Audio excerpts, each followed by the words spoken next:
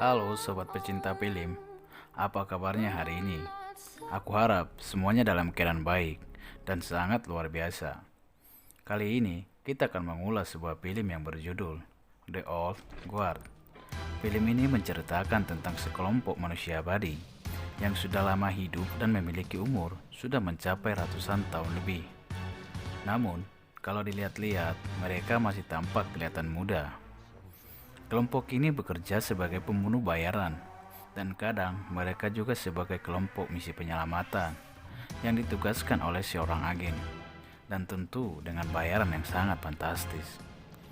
Akan tetapi, mereka dianati oleh agen yang sudah mempekerjakan mereka di saat melakukan misi yang sudah diberikan oleh agen tersebut, yang mana ternyata agen itu lebih tertarik dan punya tujuan tersembunyi, yaitu mengungkap rahasia kenapa semua anggota kelompok itu bisa lama hidup.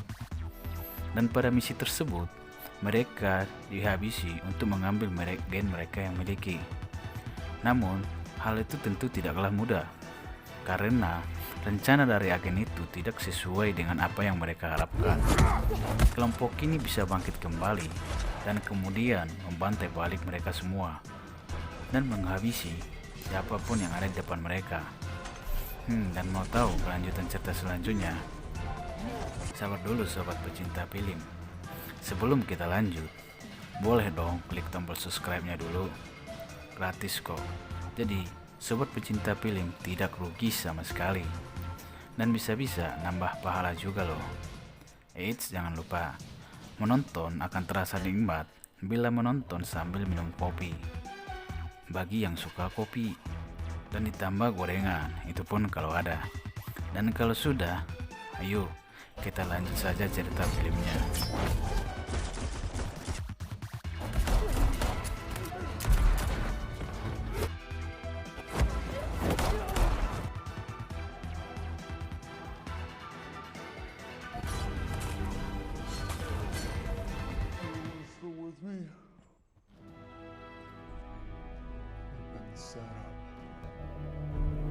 Di scene selanjutnya, diperlihatkan sekelompok marinir wanita sedang melakukan evakuasi penyelamatan terhadap para sandera teroris.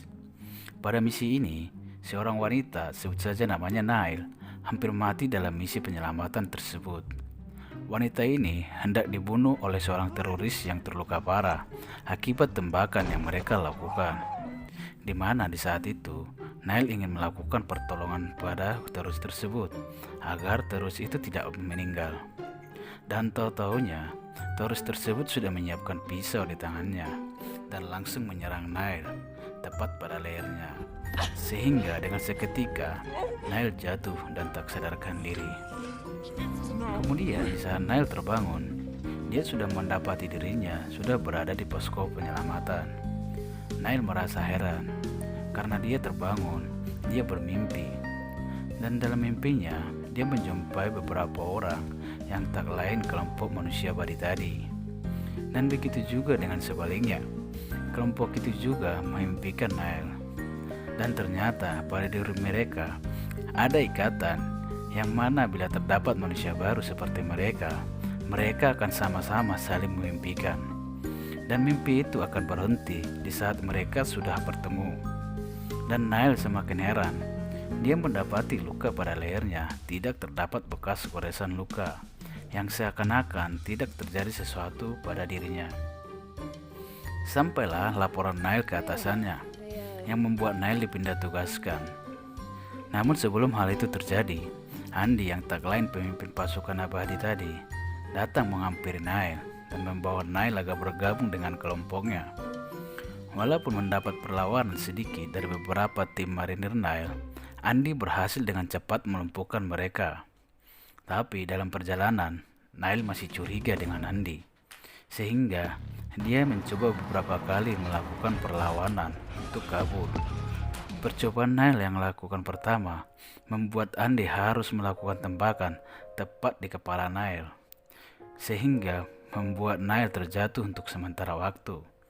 Karena selang beberapa saat kemudian, Nail bangkit dan hidup kembali, dan luka pada kepalanya hilang seketika. Tapi itu belum juga menyadarkan Niall akan kekuatan yang dia miliki. Niall paham bahwa mereka semua bisa pulih dengan cepat. Dan Niall tahu bahwa mereka juga sudah lama hidup, bahkan sudah mencapai ratusan tahun lebih. Dan yang lebih tua adalah Andy, yang mana Andy sendiri pun tidak tahu dia sudah berumur berapa. Tapi Andy mengatakan bahwa mereka tidak ada yang abadi, karena teman mereka sudah ada yang mati. Dan intinya, setiap yang hidup pasti akan mati, dan hanya waktu yang bisa menjawabnya. Di saat mereka tidur, Niall terbangun dan memimpikan seorang wanita yang terkurung dalam sebuah peti besi di dasar laut. Dia terus tenggelam, lalu dia hidup kembali. Kepalan tangan dan lutut penuh darahnya terus mendobrak bisinya. Dia merasakan kegelaran sesuatu yang sangat murka, dan dia terus berjuang agar bisa keluar. Namanya adalah Queen, manusia abadi yang pertama yang Andy temukan. Mereka berdua sudah melanglang buana dalam perjalanan, bertempur bersama dan berkelana bersama. Dan hingga tibalah saatnya mereka berada pada suatu tempat di Inggris. Dan di sana, mereka dianggap sebagai penyihir, sehingga mereka dijatuhi hukuman mati. Akan tetapi, setiap proses hukuman mati yang dilakukan, mulai dari hukum gantung, dibakar hidup-hidup, dan lain-lain, mereka tetap tidak bisa mati. Tubuh mereka kembali seperti semula, dan seakan-akan tidak terjadi sesuatu apa-apa pada mereka. Dan hingga tibalah saatnya mereka hukum, di mana Queen waktu itu dimasukkan ke dalam sebuah peti besi, dan mereka menenggelamkannya ke laut. Dan waktu itu Andy berhasil lari dari eksekusi tersebut. Dan di setiap waktu Andy berusaha mencari Queen berada. Andy mencari ke laut di mana dia ditenggelamkan, dan bertanya juga kepada kapal yang sudah mengangkutnya. Tapi Queen tak kunjung dia temukan. Dan hal itu juga Andy lakukan saat Andy bertemu dengan teman-temannya yang lain. Namun masih juga Andy tidak menemukan Queen di mana berada. Itulah yang membuat Andy menyesal dan menyalahkan dirinya atas kepergian Queen. Singkat cerita, setelah perbincangan itu selesai, Niall keluar mencari udara segar yang diikuti oleh Andy. Di saat mereka melakukan perbincang-bincang, ternyata mereka sudah dikepung oleh sekelompok agen yang sudah menipu mereka tadi. Di saat hendak kembali ke dalam rumah, Andy dan Niall mendapati temannya sudah dalam keadaan sekarat. Brooke terluka parah akibat granat yang meledak di dekatnya. Tubuh Brooke hancur dan membuat Brooke pingsan untuk sementara waktu. Karena tak butuh waktu lama, Brooke bisa pulih kembali di saat Andy menyadarkannya. Akan tetapi, temannya Nicky dan Joe sudah tidak ada. Segera Andy mengejar kelompok tersebut, dan Andy menghabisi semua pelaku yang dia jumpai, dan memberikan aba-aba pada Niall dan Brooke saat semua sudah aman. Kemudian, Andy membawa mereka ke sebuah tempat yang dulu Andy pernah temukan. Dan untuk sementara waktu, mereka bersembunyi dan mencari cara agar dapat menemukan temannya tadi. Namun tanpa temannya tahu, Andy baru sadar bahwa ternyata di saat dia melakukan perlawanan tadi, dia mendapat luka tusukan dari musuhnya. Dan sampai sekarang, luka itu tak kunjung sembuh. Dan diam-diam, Andy pergi keluar untuk mengobati tubuhnya. Dan untung saja di sana ada orang yang baik yang membantu Andy untuk mengobati lukanya, tanpa menanyakan kenapa luka itu bisa terjadi pada Andy. Dan kemudian Andy semakin sadar bahwa dia merasa hidupnya sudah tidak lama lagi, dan akan tiba saatnya dia akan mati, seperti perkataannya bahwa setiap yang hidup akan mati.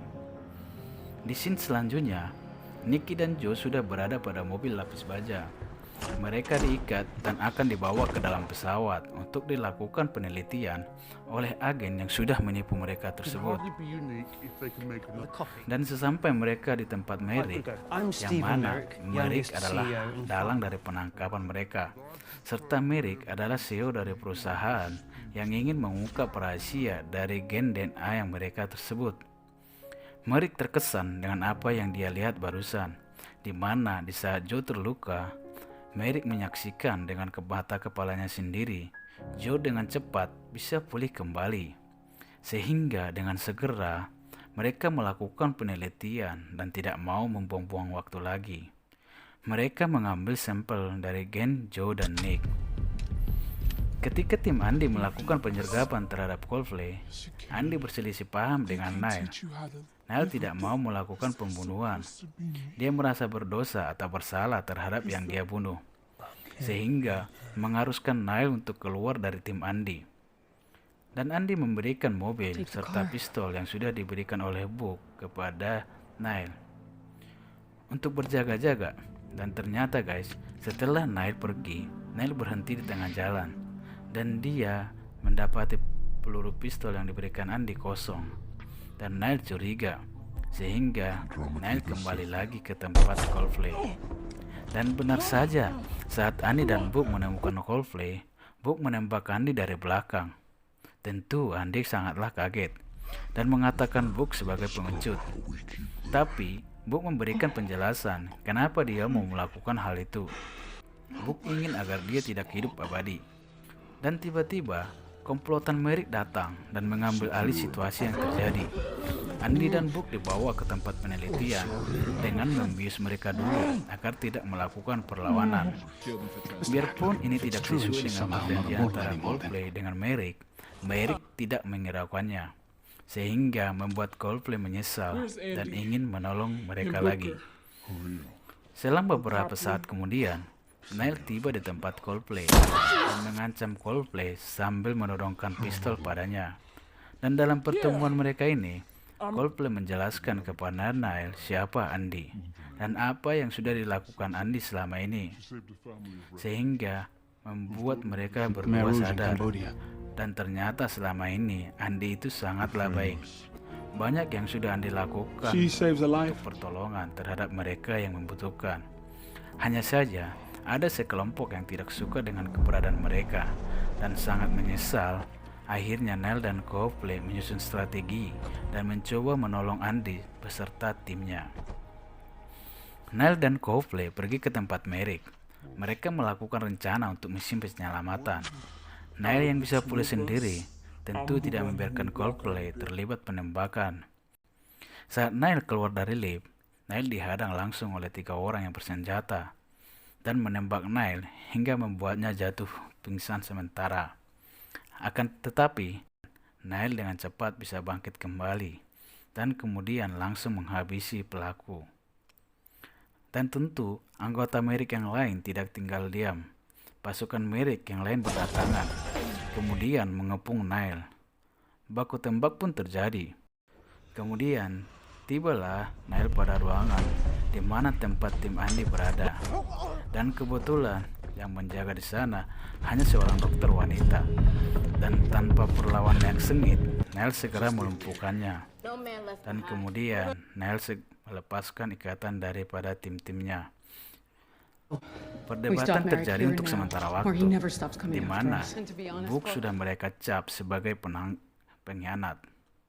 Akan tetapi, Andy yang sebagai pemimpin mereka mencoba menenangkan timnya dan mengatakan perdebatan dilanjutkan setelah mereka menemukan Merrick dulu, karena jika Merrick tidak dikejar, akan selamanya mereka diburu.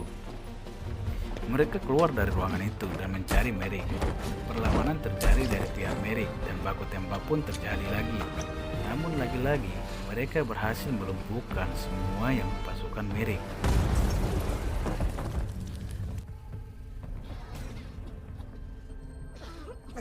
Andy!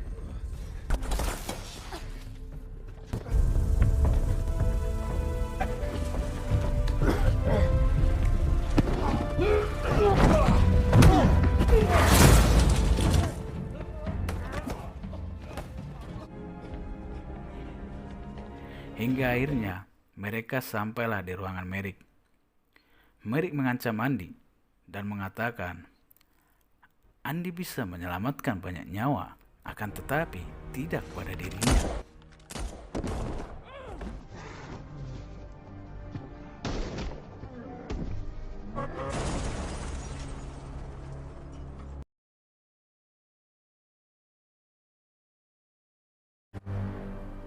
Play dead, motherfucker. Di akhir cerita, perdebatan dilanjutkan dan mereka memutuskan hukuman apa yang diberikan kepada Still Merrick. deciding. Setelah keputusan dibuat, 100 years from yaitu today, they'll meet you Book here. dihukum untuk tidak boleh bersama mereka sampai pada waktu yang ditentukan. Di akhir film, diperlihatkan Book yang sudah berada di Paris bertemu dengan sosok yang mungkin akan dilanjut pada serial kedua, yang ternyata itu adalah Queen, teman dari Andy pertama kali. Queen itu berhasil keluar dari peti besi yang mengurungnya dan hidup kembali. Namun kita tidak tahu apakah dia akan balas dendam atau seperti apa. Intinya, kita tunggu saja kelanjutan ceritanya. Demikianlah film ini untuk sobat pecinta film. Semoga sobat pecinta film terhibur. Dan jika ada saran dan pendapat, silahkan berkomentar. Dan akhir kata, saya ucapkan terima kasih.